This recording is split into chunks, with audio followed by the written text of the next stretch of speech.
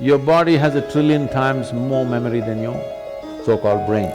See, the English word mind doesn't say anything because it's just one generic word which does not describe different dimensions of what the mind is. In the yogic culture, there is no mind.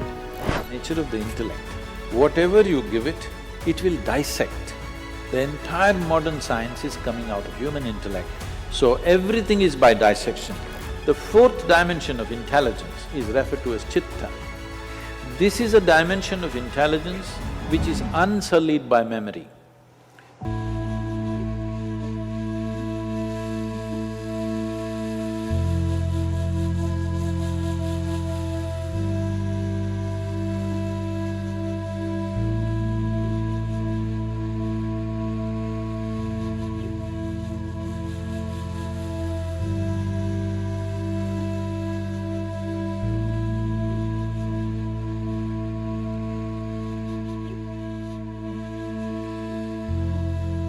In the yogic system, we are looking at the human mind as 16 parts. These 16 parts are in 4 categories. The first one is Buddhi. Buddhi means the intellect. It's the intellect which we have in modern world, in today's world, we are unnecessarily giving too much significance to intellect and we will pay an enormous price for this. You will come to a place where you'll know everything, but you'll know nothing of life significance, really. Today you will see this happening to children. For the first time, this generation you see, 10, 11-year-old or 12-year-old children, they look bored. When you were 10, 11, you did not know what is boredom, it was not possible. It was too exciting to be alive and looking around. You will see 10, 12-year-old children all looking bored because they've seen the cosmos through their phone screen. They know it all. And especially in the Western countries, you will see this happening at 8, 10. They're really bored. You will see in the school buses, they're all sitting on… bored.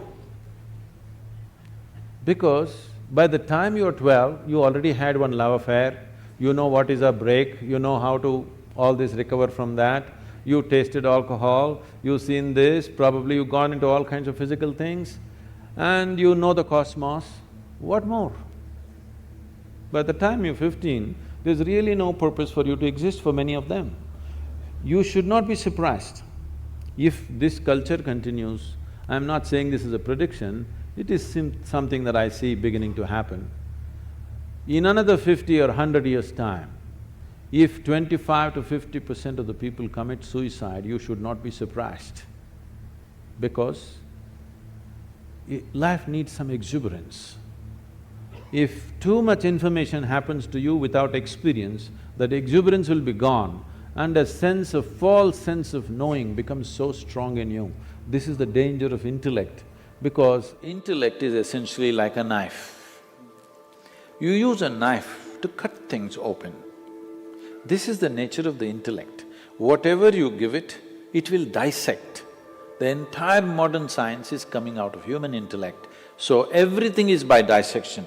If you give this flower to the scientist, they will rip it open and see. If you rip it open and see, yes, of course, there are many facts you will know about the flower, only thing is you won't have the flower after that.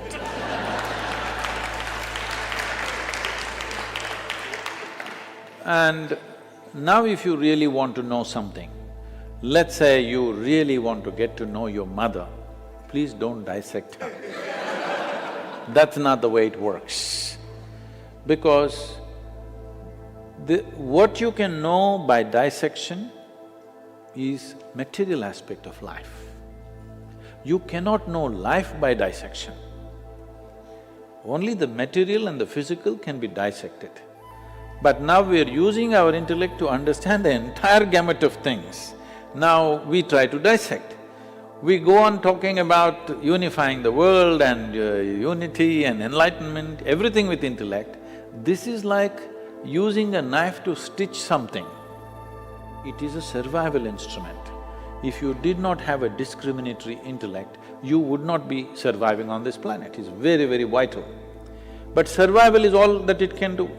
But intellect cannot function unless there is a certain volume of memory. If you wipe out all your memory, it doesn't matter how… whatever your IQ is right now, if you take off all your memory, you will suddenly look stupid. Too much orientation towards intellect and the other dimensions of intelligence are completely uncultivated today. So the next dimension of the mind is referred to as Ahankara, which we have completely ignored. Ahankara does not mean ego as most people are beginning to think, it means identity. What are you identified with? Because intellect is essentially an instrument to protect the identity that you have taken on. If I say I'm Indian, suddenly my intellect makes me think that way, makes me willing to live and die for it. You will see just a piece of cloth, if you show, I mean a flag, people will have tears in their eyes. Just the identity. If you had put them somewhere else and shown another flag, the same thing would happen. If we have to continue that analogy, if intellect is the knife, the hand that holds it is the identity. You tell me, in handling a knife is important that it must be sharp, but whether it becomes destructive or productive is determined by the hand that holds it, isn't it? But in today's society, in today's world, there is no cultivation of the hand at all. The smaller and smaller identities that we are creating will inevitably cause disturbance within the human being and in the world. There is no other way. Right from ancient times, in Eastern cultures, always we have been taught to have a cosmic identity, Aham Brahmasmi. At the age of 12, you must know Aham Brahmasmi, this means I am the cosmos. Without identifying with a limitless identity, no education should be given. Only after identity is fixed, then education. The next dimension of the mind is called as Manas, which is a huge volume of memory. It is not here or there, entire body carries memory. So, Manomaya Kosha, this is called a huge sack of memory. Here there are 8 dimensions of memory. This starts from elemental memory, atomic memory, evolutionary memory, karmic memory and conscious memory, unconscious memory, articulate memory, inarticulate memory. Like this, there are many states of memory. As we already looked at this body carries the memory of everything that's happened on this planet. If we pay enough attention, we can know simply by looking at this how evolution has happened. Only 150 years ago, Charles Darwin talked about evolution by studying life on the planet. But over 15,000 years ago, Adiyogi spoke about how life evolved. He said, first, almost every Indian person knows it but not conscious of it, is the 10 avatars. The first one is fish or water life, next one is amphibious, next one is a mammal, next one is half man, half animal, next one is a dwarfed man, next one is a full-grown man but volatile, next one is a peaceful man, next one is a loving man, next one is a meditative man, next one is supposed to be a mystical man. This is not one-man story, this is the evolution of life on this planet. So 15,000 years ago, somebody spoke about this by not looking into the microscope, but looking inward, because the entire evolutionary story is written here.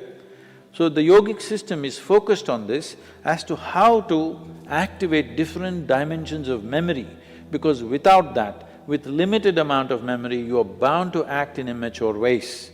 So if your intellect becomes super capable, then it's very, very important your identity is cosmic, limitless identity, and your memory is evolved, that all dimensions of memory are active.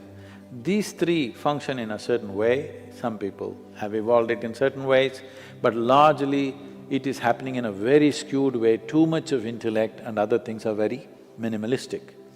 The fourth dimension of intelligence is referred to as Chitta. This is a dimension of intelligence which is unsullied by memory. See, we must understand this. We are who we are only because of the memory that we carry.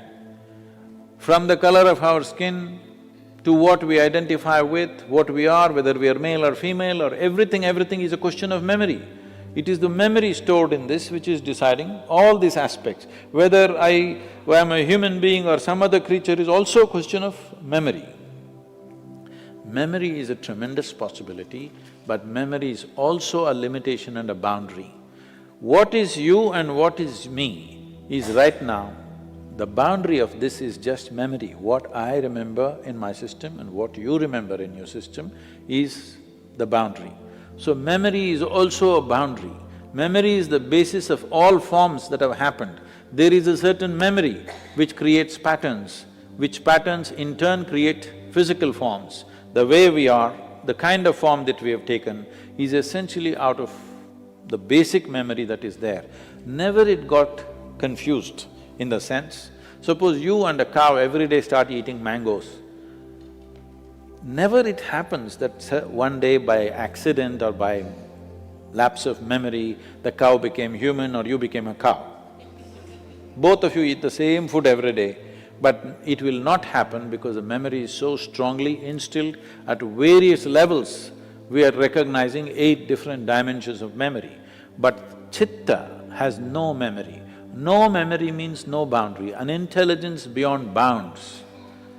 In the yogic culture, there is a mischievous way of expressing this. We say, if you touch your Chitta, God will become your slave, because your intelligence becomes boundless, everything becomes within access. So, it is very important because this is the first time, we must understand this. This is the first time where our survival process is as organized as it is today. This is the first time that human beings have so much time to look at things, otherwise just putting the food together would take 24 hours. Once again, in affluent societies, we are going back to the same thing. As you said, in Montana, somebody has to work 3 jobs when so much land is there. Why do you need to do a job to make your food? No, because you want to buy it in Walmart. I'm saying we've just kind of twisted the entire thing. For the first time, our survival… For example, today you go into your superstore, what you need for next 1 year, you can buy, bring it home and not step out of your house for the next 1 year. It's possible, never before it was possible. Today morning's water if you have to get means you have to walk down to the river or the pond or something. For the first time, our survival process is so enormously organized, this is the time for humanity. This is the time for humanity to explore deeper dimensions of life.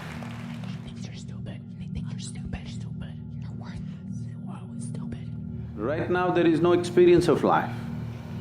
Largely you're just a bundle of thought, emotion, ideas, opinions and prejudices. Your psychological drama is being mistaken for life.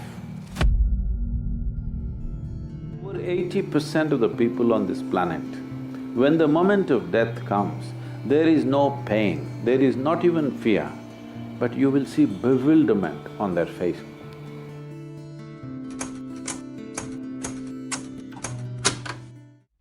When we say awareness, we are talking about you being aware of yourself. So how much of you is in your awareness right now?